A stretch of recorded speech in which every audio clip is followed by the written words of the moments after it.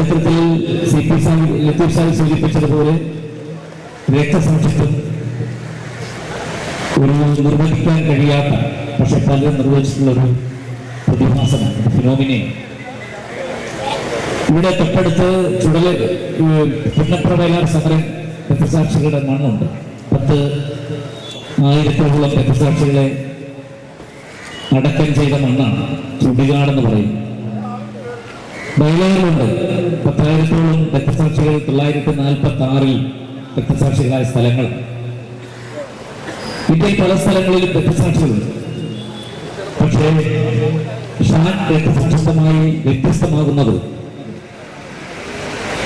നിഷ്ഫലമല്ലാത്തൊരു രക്തസാക്ഷിത്വമാണ് എന്ന് ഞങ്ങൾ ഉറപ്പിച്ച് പ്രഖ്യാപിക്കുക. നമ്മുടെ രക്തസാക്ഷികളെല്ലാം നിഷ്ഫലമായി സവർണ മേധാവിത്വത്തിന്റെ രാഷ്ട്രീയ പ്രസ്ഥാനങ്ങൾക്ക് വേണ്ടി അവരുടെ രക്തം വൃഥാവിൽ ഒഴുകിക്കാത്തതാണെങ്കിൽ ഇന്ത്യ രാജ്യത്ത് സാമൂഹികയുടെ അടിസ്ഥാനത്തിൽ, സമഭാവന അടിസ്ഥാനത്തിൽ, തുല്യത അടിസ്ഥാനത്തിൽ രാജ്യത്തൊരു ഭരണഘടനാ സംവിധാനം പുനഃസൃഷ്ടിക്കും, ഇന്ത്യ പുനഃസൃഷ്ടിക്കും എന്ന സാർത്ഥമായ ലക്ഷ്യത്തിന് വേണ്ടിയാണ് KSR രക്തസാക്ഷിയായെങ്കിൽ അനാഥമാകാൻ, ആ രക്തസാക്ഷിത്വം അനാഥമാകാൻ ഇന്ത്യ രാജ്യത്തിലെ ലക്ഷക്കണക്കിന് വരുന്ന സോഷ്യൽ ഡെമോക്രാറ്റുകൾ അനുവദിക്കുകയില്ല എന്നാണ് എനിക്ക് പറയാനുള്ളത്. 2021 ഡിസംബർ മാസം 18-ാം തീയതിയാണ് അദ്ദേഹം മരിക്കുന്നത്. വ്യക്തിപരമായി ഞാൻ പുള്ളിയോട് പങ്കുവച്ച ഓർമ്മ എന്നെ ഇപ്പോഴും അലട്ടുന്നു.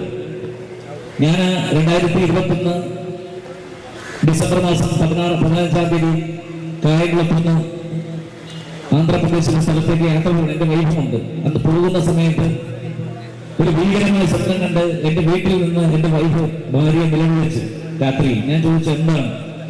അപ്പോൾ അജാനുബാഹുവായ 2 പേർ കാവി ഷാളൊക്കെ പോച്ച് നെറ്റിയിൽ നീളത്തിലുള്ള മുറിയിട്ടിട്ട് എന്നെ അതിക്രമിക്കാൻ വലിയ ആയുധങ്ങളുമായി വന്ന് ആക്രമിക്കുന്നു. അത് കണ്ടിട്ട് കട്ടിലിൽ കിടന്ന് നിലവിളിക്കുകയാണ് അവർ ചെയ്തത്. ഞാനത് തള്ളിക്കളഞ്ഞു. അടുത്ത ദിവസം ആന്ധ്രയിൽ പോയി. അതിനുശേഷം റെനിഗുണ്ട എന്ന റെയിൽവേ സ്റ്റേഷൻ തിരുപ്പതി ഇതുപോലൊരു സായാഹ്നത്തിൽ KK എക്സ്പ്രസ് കേരള എക്സ്പ്രസ് 7:30 വരുന്ന ട്രെയിൻ പ്രതീക്ഷിച്ച് ഞങ്ങൾ നിൽക്കുക. അപ്പോൾ കുറച്ച് സംഘങ്ങൾ വന്നിട്ട് കയ്യിൽ ചണ്ടൊക്കെയുള്ളവർ അവിടെ വന്ന് ഇരിക്കുന്നു. വൈദ്യുതിയോടെ മുന്നോട്ട് പോകുമ്പോഴേ ഒരു ഭയം പിടികൂടിയിട്ടുണ്ട്. എന്നോട് പറഞ്ഞു നിങ്ങൾ ശ്രദ്ധിക്കണം, സൂക്ഷിക്കണം എന്ന് പറയുന്നു. കാരണം അതുപോലെ ഭീകരമായ ഒരു സ്വപ്നമായിരുന്നു കണ്ടത്. അതിനുശേഷം സന്ധ്യയായപ്പോൾ എൻ്റെ അടുത്ത് ആരെങ്കിലും വന്നാലും വിളങ്ങയും വിളിച്ചുകൊണ്ട് അപ്പുറത്തേക്ക് പോകുന്നു, ഫ്ലാറ്റുകൾ മാറിപ്പോകുന്നു. അവസാനം ട്രെയിൻ വന്ന് ഞാൻ കയറി ഒരു 7-8 7:45 ഞാൻ ഫോൺ തുറന്ന് നോക്കുമ്പോൾ KSR മൃതപ്രായനായി ഹോസ്പിറ്റലിൽ അഡ്മിറ്റ് ആയിരിക്കുന്ന ഒരു പിക്ചർ വരുന്നത്. സത്യത്തിൽ ഇപ്പോഴും എന്നെ അത്ഭുതപ്പെടുത്തുന്നത് ഒരുപക്ഷെ ആത്മാർത്ഥതയോട് സഹകരിച്ച സഹപ്രവർത്തകർ നിലയിലായിരിക്കാം ഇത്തരമൊരു ദുരനുഭവം, ഇത്തരമൊരു ഒരു പൈശാചികമായ ആക്രമണം നടക്കും എന്നൊരു ഓർമ്മ ഞങ്ങളെ വേട്ടയാടിയത് എന്ന് ഞാൻ ഇപ്പോഴും ഓർക്കുകയാണ്. എന്റെ പല സുഹൃത്തുക്കളോട് പറഞ്ഞു. എന്തായാലും അന്നേ ദിവസം ഷാൻ രക്തസാക്ഷിയായി. പിറ്റേ ദിവസം അദ്ദേഹത്തിന്റെ കബറടക്കത്തിനുള്ള അടക്കം ഞങ്ങൾ പങ്കെടുത്തു. ഇവിടെ നിങ്ങളോട് എനിക്ക് പറയാനുള്ളത്, ഒരുപാട് രക്തസാക്ഷികളിൽ നിന്ന് വ്യത്യസ്തമായി ഷാൻ എന്ന ഏറ്റവും ശുദ്ധനായ ഒരു 40 വയസ്സുകാരന്റെ വിയോഗം നമ്മളെങ്ങനെ സഹിച്ചു എന്നുള്ളത് ഒരു യാഥാർത്ഥ്യമാണ്. പക്ഷെ ചരിത്രത്തിൽ നമുക്കിനിയും മുന്നോട്ട് പോകേണ്ടതുണ്ട്. എനിക്ക് ആ കുടുംബത്തോട് പറയാനുള്ളത്, രക്തസാക്ഷിയുടെ ഭാര്യയായിരിക്കുക എന്നത് ചരിത്രത്തിലെ ഏറ്റവും വലിയ മഹത്തായ കർമ്മമാണ്. രക്തസാക്ഷിയുടെ സഹപ്രവർത്തനായിരിക്കുക എന്നത് ചരിത്രത്തിലെ ഏറ്റവും വലിയ സുദീർഘമായ ഒരു പദവിയാണ്. രക്തസാക്ഷിയുടെ ബന്ധുക്കളായിരിക്കുക എന്നത്, രക്തബന്ധുക്കളായിരിക്കുക എന്നത് ഏറ്റവും വലിയ പരിപാവനമായ ഒരു കടമയാണ്. അത് നിർവഹിച്ചുകൊണ്ട് നമുക്ക് മുന്നോട്ട് പോകും. എന്തിനാണോ ഷാൻ രംഗത്തിറങ്ങിയത്, ഒരു 25 വർഷക്കാലത്തോളം 20 വർഷത്തിലധികം ആലപ്പുഴയിലും കേരളത്തിലും ഓടി നടന്ന് സാമൂഹ്യ ജനാധിപത്യത്തിന്റെ ഒരു ആശയം മുന്നോട്ട് വെച്ചത്, അത് ഏറ്റവും ശക്തമായി അതിന്റെ ലോജിക്കൽ എൻഡിൽ, അതിന്റെ യുക്തിപരമായ പരിസമാപ്തിയിൽ എത്തിക്കാനുള്ള ബാധ്യത നമുക്കുണ്ട്. ഞങ്ങൾക്ക് RSSകാരോട് പറയാനുള്ളത്, ഒരുപാട് ഷാന്മാരെ ഇനിയും സംഭാവന ചെയ്യാൻ ഞങ്ങൾ ഒരുക്കമാണ്. പക്ഷേ RSSനെ ഈ രാജ്യത്ത് കടപുഴക്കാൻ RSS എന്ന റീറ്റെയിൽ സവർണ സുപ്രീമസി എന്നാണ് കേരളത്തിലെ ഏറ്റവും അടുത്തൊരു പണ്ഡിതൻ അടുത്ത ദിവസം പറഞ്ഞത്. RSS എന്ന് പറഞ്ഞാൽ റീറ്റെയിൽ പുനഃസ്ഥാപിക്കുക, തിരിച്ചു പിടിക്കുക, സവർണ സുപ്രീമസി. രാജ്യത്തെ ബ്രാഹ്മണന്റെയും ക്ഷത്രിയന്റെയും വൈശ്യന്റെയും ശൂദ്രന്റെയും മാത്രം 15% വരുന്നവന്റെ അധികാരം സ്ഥാപിക്കുക എന്നതാണ്, അത് തിരിച്ചു പിടിക്കുക എന്നതാണ് RSSന്റെ പ്രഖ്യാപിത ലക്ഷ്യം. പക്ഷേ ഇല്ല, ഞങ്ങൾ വിട്ടുതരില്ല. ഇന്ത്യയെ ഞങ്ങൾ RSSന് വിട്ടുതരില്ല.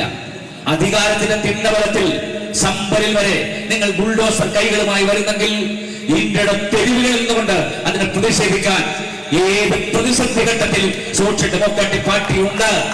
ഇന്ത്യയിലെ 21 സംസ്ഥാനങ്ങളിൽ, കേരളത്തിൽ, കർണാടകയിൽ, തമിഴ്നാട്ടിൽ, ജാർഖണ്ഡിൽ, ഉത്തർപ്രദേശിൽ രാജ്യത്ത് നിർഭയത്വത്തോടെ തടങ്കൽ പാളയങ്ങളെ ഇങ്ങനെ സ്വപ്നം കണ്ടുകൊണ്ട് നിൽക്കാൻ ശേഷിയുള്ള ലക്ഷക്കണക്കിന് അനുയായികൾ, ഷാന്റെ അനുചരന്മാരായി, അനുയായികളായി, സഹപ്രവർത്തകരായി പുതിയ തലമുറയടക്കം കാത്തു നിൽക്കുന്നുണ്ട് എന്ന് RSSനോട് ഞങ്ങൾക്ക് പറയേണ്ടി വരും. 1950 നമുക്കൊരു ഭരണഘടന ഉണ്ടായത്. ആ ഭരണഘടനാ അസംബ്ലി ചർച്ച ചെയ്യുന്ന സമയത്ത് 49 നവംബർ 25 അംബേദ്കർ പറയുന്നുണ്ട്, നമ്മൾ ജനാധിപത്യത്തിലേക്ക് കടന്നിരിക്കുന്നു, പൊളിറ്റിക്കൽ ഡെമോക്രസിയിലേക്ക്. പക്ഷെ പൊളിറ്റിക്കൽ ഡെമോക്രസി സാർത്ഥകമാണെങ്കിൽ സാമൂഹിക ജനാധിപത്യം വരണം, സോഷ്യൽ ഡെമോക്രസി ഉണ്ടാകണം, ഇക്വാലിറ്റി, ഫ്രട്ടേണിറ്റി, ലിബർട്ടി. നീയും ഞാനും തുല്യരാണ്, നമ്മൾ ഒന്നാണ്, നമ്മൾ സഹോദരങ്ങളാണ്, നമ്മൾ സമഭാവനയുള്ളവരാണ്, തുല്യരാണെന്ന ആശയം ഈ രാജ്യത്ത് എന്ന് വരുന്നു, അന്ന് മാത്രമേ രാജ്യത്ത് സാമൂഹിക പൊളിറ്റിക്കൽ ഡെമോക്രസി സാർത്ഥകമാകുകയുള്ളൂ. നിങ്ങൾക്കറിയാം, ദേശീയ പ്രസ്ഥാനത്തിന്റെ കാലഘട്ടത്തിൽ സാമൂഹിക പരിഷ്കരണം വേണ്ട, നമുക്ക് രാഷ്ട്രീയ പ്രവർത്തനം മതി എന്നായിരുന്നു 40കളിൽ 47ലൊക്കെ ഈ രാജ്യത്ത് മുന്നോട്ട് വെച്ചത് കോൺഗ്രസ് അടക്കം, തിലകന്റെയും WC ബാനർജിയുടെ ഒക്കെ നേതൃത്വത്തിൽ. നിങ്ങൾക്കറിയുമോ, കുമാരനാശാന്റെ നാടാണ്, ആറാട്ടുകളുടെ വേലായുധപ്പണിക്കരുടെ നാടാണ്, TK മാധവന്റെ നാടാണ് കായംകുളവും ആലപ്പുഴയും ഒക്കെ. ആലപ്പുഴയിൽ വന്നുകൊണ്ടാണ് 17ാമത്തെ വയസ്സിൽ കേരളത്തിലെ ആദ്യത്തെ ശ്രീമൂലം പ്രജാസഭയിൽ ഇംഗ്ലീഷിൽ പ്രസംഗിച്ചുകൊണ്ട് TK മാധവൻ കേരളത്തെ സവർണ മേധാവിത്വത്തെ ഞെട്ടിച്ചത്. ഐത്തോച്ചാടനത്തിന് വേണ്ടി അവസാനം വൈക്കൽ സത്യാഗ്രഹം വിജയിപ്പിക്കാൻ വേണ്ടി കോൺഗ്രസിന്റെ ദേശീയ സമ്മേളനത്തിൽ പങ്കെടുത്തൊക്കെ മുന്നോട്ട് വന്നവരാണ്. അവരൊക്കെ മുന്നോട്ട് വെച്ചത് സാമൂഹിക ജനാധിപത്യമാണ്. അയ്യങ്കാളിയും പെരിയോർ EV രാമസ്വാമി നായ്ക്കറും ഡോക്ടർ പൽപ്പവും അങ്ങ് കേരളം കടന്നാൽ ഒരുപാട് ആൾക്കാർ ഡോക്ടർ BR അംബേദ്കറോളം നീളുന്ന സാമൂഹിക ജനാധിപത്യത്തിനുള്ള പോരാട്ടം രാജ്യത്ത് മുന്നോട്ട് വെച്ചു.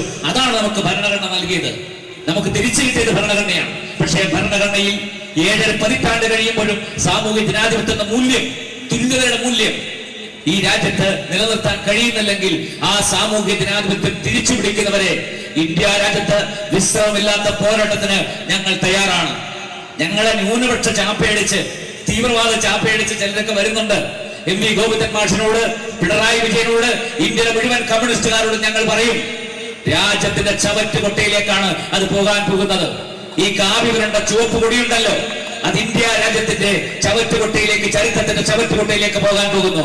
കാരണം ഇന്ത്യ ഏതെല്ലാം കാലത്ത് ഫാസിസത്തെ അതിജീവിക്കാൻ ശ്രമിച്ചിട്ടുണ്ടോ അത് നേതൃത്വം കൊടുത്തത് ഇന്ത്യയിലെ അധസ്ഥിതരും ഇന്ത്യയിലെ ന്യൂനപക്ഷങ്ങളുമാണ്. ഇന്ന് തന്നെ ഇന്ത്യൻ പാർലമെന്റിൽ 240 സീറ്റിൽ ഒതുക്കി BJPയെ തളച്ചിട്ടത് ഈ രാജ്യത്ത് കോൺഗ്രസുകാരല്ല, അവരുടെ മിടുക്കുകൊണ്ടല്ല, കമ്മ്യൂണിസ്റ്റുകാർക്ക് ഒരു സംഭാവനയുമില്ല.